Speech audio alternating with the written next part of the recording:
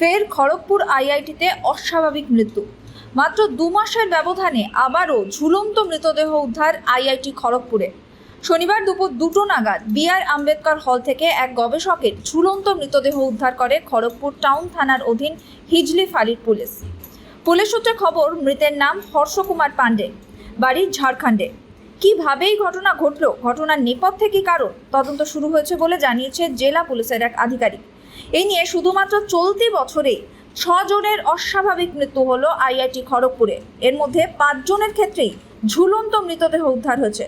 সর্বশেষ গত 21শে জুলাই রাতে গলায় ওষুধ আটকে মৃত্যু হয় মধ্যপ্রদেশের ছিন্দওয়াড়ার বাসিন্দা তথা ইলেকট্রিক্যাল ইঞ্জিনিয়ারিংয়ের 2য় বর্ষের ছাত্র চন্দ্রদীপ পাওয়ারের। ঠিক 3 দিন আগেই 18 জুলাই সকালে রাজেন্দ্র প্রসাদ হলের D241 নম্বর রুম থেকে উদ্ধার হয় মেকানিক্যাল ইঞ্জিনিয়ারিংয়ের 4র্থ বর্ষের ছাত্র তথা কলকাতার রিজেন্ট পার্কের বাসিন্দা রিতম মণ্ডলের ঝুলন্ত দেহ। রিতমের মৃত্যুর ক্ষেত্রে আত্মহত্যার তত্ত্বেই এখনও অবধি শিলমোহর দিয়েছে পুলিশ।